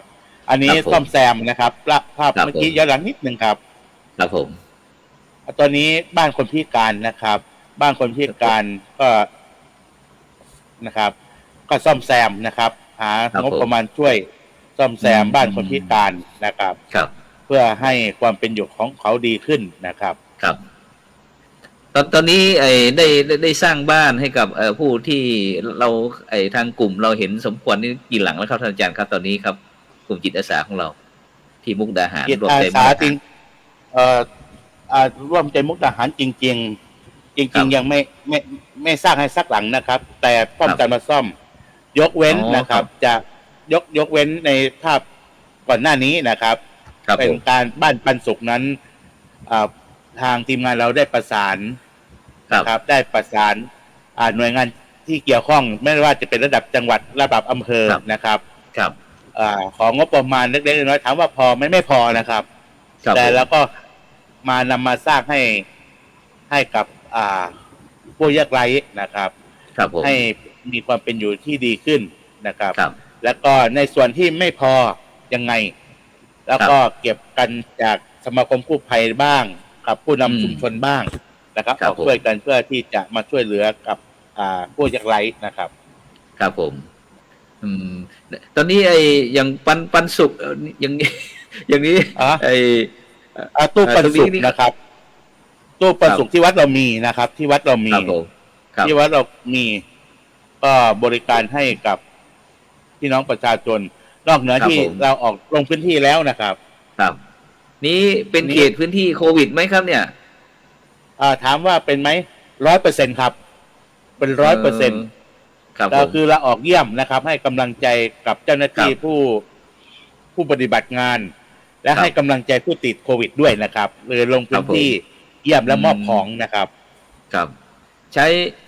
ช้วัดที่วัดเราด้วยไหมครับ ที่เป็นศูนย์พักคอย อ่ะ อะไร ตัวนี้ ต่างๆเหล่านี้ครับ ครับ อันนี้ก็ที่วัดนะครับ ที่วัดบาง ครับ ครั้งเราจะออกเคสต่างๆ ที่จะช่วย ครับ ก็มารวมกันที่วัดนะครับดัง ครับ ภาพ ผม ที่ในหน้าจอท่านผู้ชม ครับ ได้รับชมตอนนี้นะครับ ครับ ตรงนี้เป็นตู้ปันสุกนะครับอาจารย์เนาะ ครับ ยัง ตู้ปันสุก ยัง นะครับ ตู้ปันสุกยังพอว่างอยู่บรรดาท่านผู้ฟังท่านผู้ชมก็สามารถที่จะเอาสิ่งของไปใส่ตู้ปันสุกอาจารย์ได้เนาะ ครับ ครับได้ครับ อันนี้ นอกจาก อันนี้ ครับ แล้วก็ภาพนี้นะครับ มอบ ครับ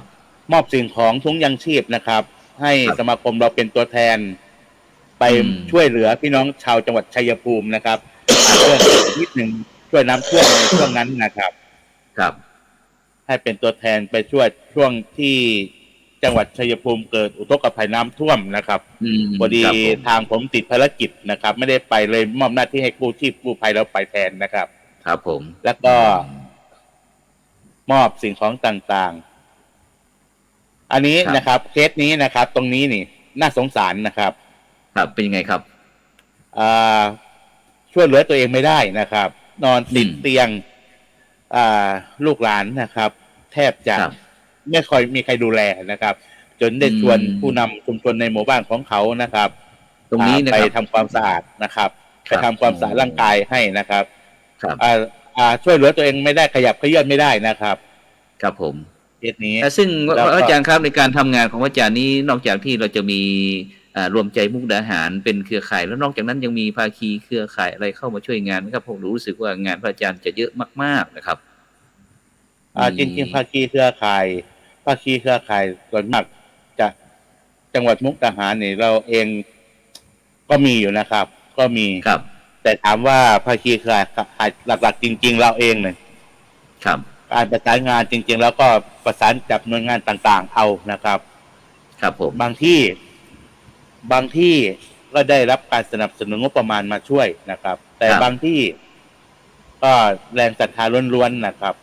ครับอาจารย์ครับนี่ครับมีคุณโยมบอกว่าคุณโยมขอกราบถวายค่าน้ำมัน500 บาทรบกวนขอเลขที่บัญชีพระอาจารย์ได้ไหมคะนะครับนี่ครับอาจารย์ครับ โยม เดี๋ยว ครับ หลังใหม่ได้ไหมหรือจะเอาตอนนี้เลยครับ เดี๋ยวหลังใหม่ก็ได้เนาะเดี๋ยวไอ้เรามีเบอร์โทรศัพท์ เป็น ของ คอมเมนต์ อาจารย์ดิเลกพี่นันโทนะครับวิ่งอยู่ด้านล่างนี้นะคุณโยม ครับ วรสนัน โยมทัก อ่า ทักเบอร์โทรศัพท์ได้นะโยม หรือจะทัก ครับ Facebook ก็ได้นะครับ Facebook ก็ได้ ก็ ครับผม ตามชื่ออาตมาเลยนะครับ ตามชื่อเลย พระอาจารย์ดิเลกนะครับพี่นันโทนะครับเบอร์โทรศัพท์ตรงนี้นะคุณโยมนะ084 403 0944นะซึ่งเราก็สามารถที่จะดูย้อนหลังอะไรก็ได้นะใครที่ ขอเบอร์ค่าคุณโยมที่เบอร์โทรจดเลยนะคุณโยมรัศนันคุณโยมรัศนันก็อาจารย์ช่วยบอกเบอร์โทรด้วยปากพระอาจารย์ด้วยเบอร์อะไรเอ่ย084ครับ084 403 0944นะครับเบอร์944โอเคนะครับนี่ก็มีคุณโยมรัศนันบอกว่าขอร่วมบริจาคขออนุโมทนาบุญด้วยนะครับ500 บาทนะครับแล้วก็บรรดาท่านผู้ฟังท่านผู้ชมก็ได้นะก็สามารถที่จะร่วมบุญร่วมกุศลคณะครูบาอาจารย์ของเราเพราะว่านี่คือบทบาททีมครับผมครับนิมนต์ครับอาจารย์ครับมีนิมนต์เลยครับผมทีมของเราไม่ช่วยจังหวัดในกู้ภัยเราไม่ช่วยเหลือแต่ในเขตพื้นที่จังหวัดนะครับเช่นน้ำท่วมที่ต่างจังหวัดเหมือนจังหวัดชัยภูมิบ้างโคราชบ้างทีมเราก็ไปช่วยนะครับทีมเราก็ไปช่วย แต่ในสิ่งที่เหลือบากกว่าแรงจริงๆแล้วก็น้อมรับความผิดพลาดนะครับถ้าสิ่งที่เราช่วยไม่ได้จริงๆนะครับครับผมครับนี่ก็เป็นบทบาทผสมยุค New Normal นะครับซึ่งเรานอกจากที่จะได้เห็นพระคุณเจ้านะครับที่เป็นผู้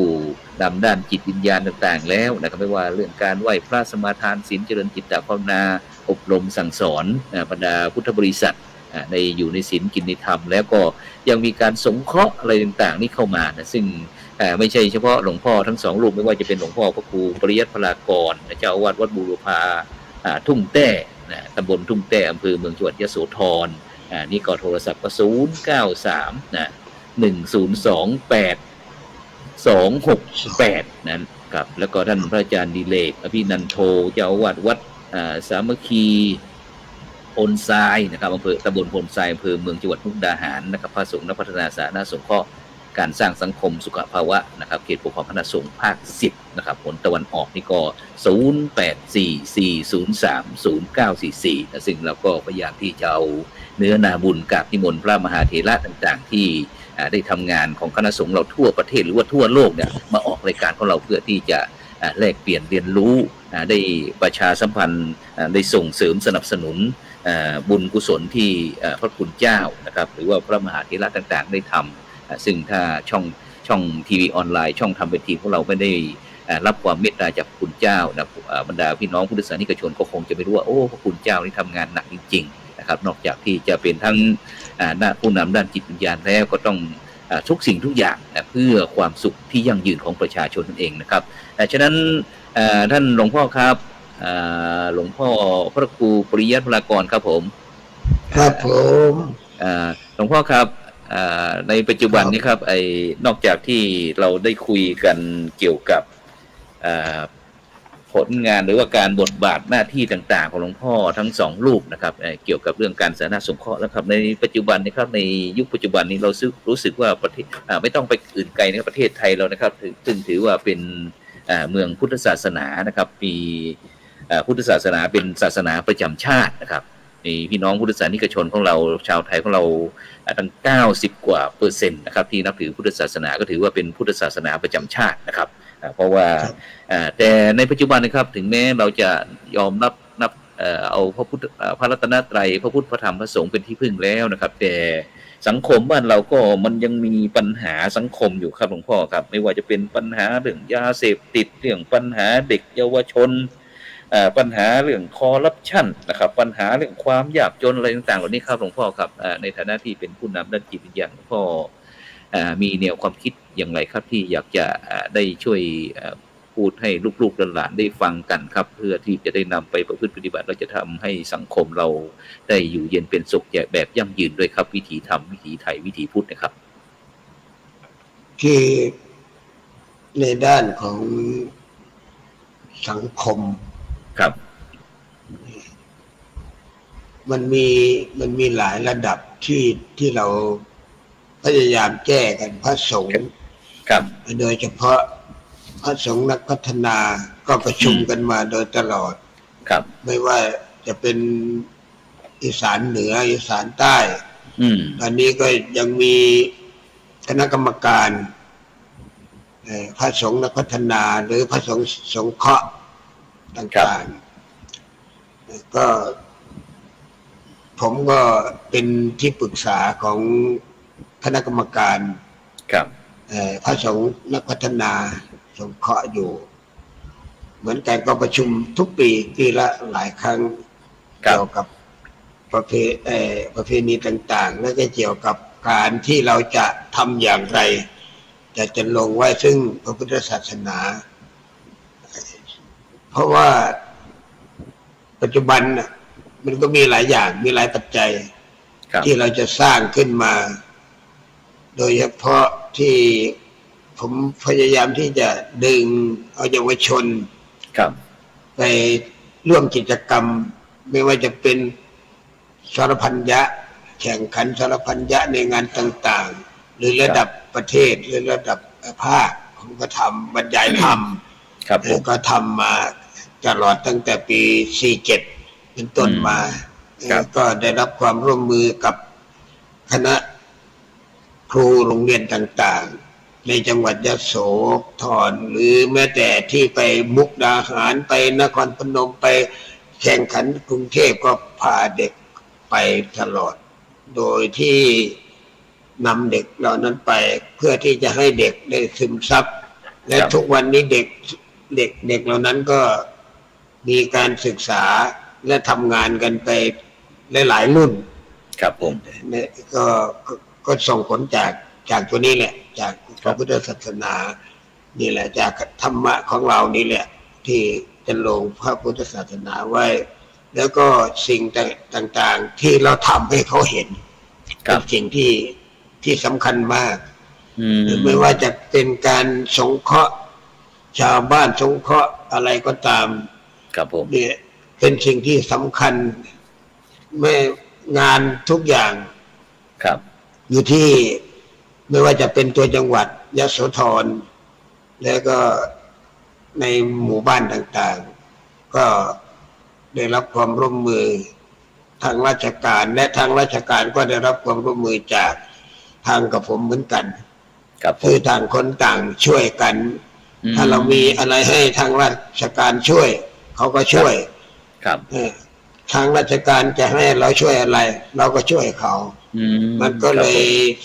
สัมพันธ์กันแล้วก็เราอย่าไปคิดว่า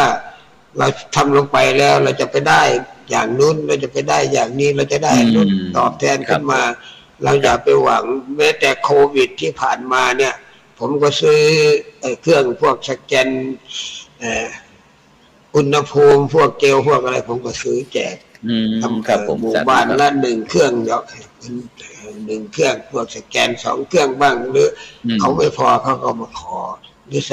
สงเคราะห์ไปในที่ต่างๆอันนี้คือเราจะลงไว้ซึ่งในธรรมะของที่เราปฏิบัติกันมาโดยตลอดถ้าเราไปคิดว่าทำไปแล้วอยากจะได้นู่นอยากจะได้นี่มันก็ผิดหวังแล้วก็ไม่อยากทำแล้วถ้าผิดหวังขึ้นมาหวังมากก็เสียใจมากแล้วก็แม้แต่งานศพเนี่ยทุกงานผมจะมีผ้าไตรแล้วก็มีปัจจัยครับผมไปร่วมช่วยถ้าเป็นศพที่ไม่สมบูรณ์ผมก็จะช่วยอย่างเต็มที่อย่างเนี้ยไม่ได้คิดว่านี่เราจะได้หรือเราจะไม่ได้อะไรเนี่ยผมจะช่วยอย่างเต็มที่ศพที่ไม่สมบูรณ์ศพที่สมบูรณ์ก็เป็นไปตามสถานะของแต่ละครอบครัวครับผมครับสาธุครับไปที่ท่านพระอาจารย์ดิเลกครับผมอาจารย์ครับก่อนที่เวลาเราจะหมดเหลือเวลาอีกนาทีหนึ่งอยากจะให้อาจารย์ได้ฝากกำลังใจให้กับพี่น้องประชาชนทั้งคนไทยแล้วต่างประเทศครับที่กำลังรับฟังเราอยู่นะครับในการที่จะฟันฝ่าอุปสรรคในการดำเนินชีวิตให้มีความสุขแบบวิถีธรรมวิถีไทยวิถีพุทธนะครับอย่างยั่งยืนกันที่หมดครับอาจารย์เปิดเสียงนิดนึงครับผมโอเคครับครับทุกวันนี้นะครับครับผมก็ถือว่าสังคมเรา ได้ยินหรือเปล่าครับครับได้ยินครับผมได้ยินครับขออภัยในสัญญาณสัญครับญาณไม่ค่อยดีนะครับครับนิมนต์เลยครับนิมนต์เลยครับชัดเจนครับชัดเจน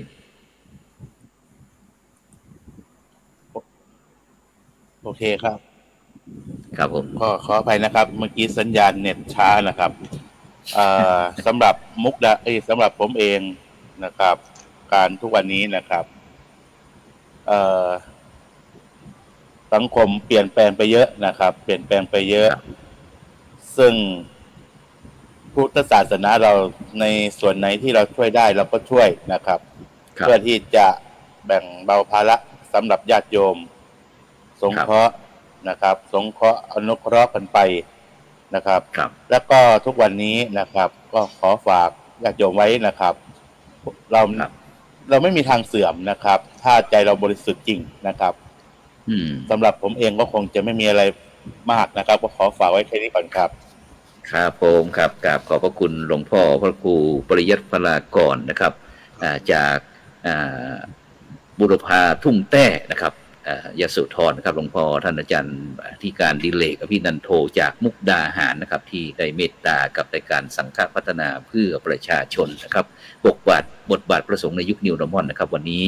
เวลาหมดเวลาครับต้องนำรายการจากบรรดาท่านผู้ฟังท่านผู้ชมก่อนนะครับพรุ่งนี้นะครับพบรายการของเราก็จะมีวันศุกร์วันศุกร์นี้ก็สังฆพัฒนาเพื่อประชาชนนะครับวันเสาร์นี่ก็วันพรุ่งนี้ก็จะเป็นพระพุทธศาสนา4แผ่นดินนะครับแล้วก็วันอาทิตย์ก็จะเป็นเห็นธรรมเห็นเราเห็นธรรมนะครับเพื่อที่จะคืนความสุขให้กับประชาชนนะครับเวลาประชาชนมีพระสงฆ์ทุกข์นะครับคณะศรัทธาญาติโยมสุขก็จะอำนวยความสะดวกกับดูแลทนุบำรุงพุทธศาสนาเป็นอย่างดีนะครับแต่เมื่อประชาชนได้รับผลกระทบนะครับจากสถานการณ์ในปัจจุบันพระสงฆ์ก็ไม่ทิ้งเช่นเดียวกันครับฉะนั้นเวลาขอบคุณอนุโมทนากับทุกท่านนะครับสำหรับในค่ำคืนนี้เวลาหมดเวลาครับขอนำรายการจากบรรดาท่านผู้ฟังไปก่อนนะครับหลับฝันดีมีเงินใช้ไร้โลคาพยาธินะครับไม่เจ็บไม่จนร่ำรวยทุกผู้ทุกคนสำหรับในค่ำคืนนี้เขากล่าวคำว่าสาธุ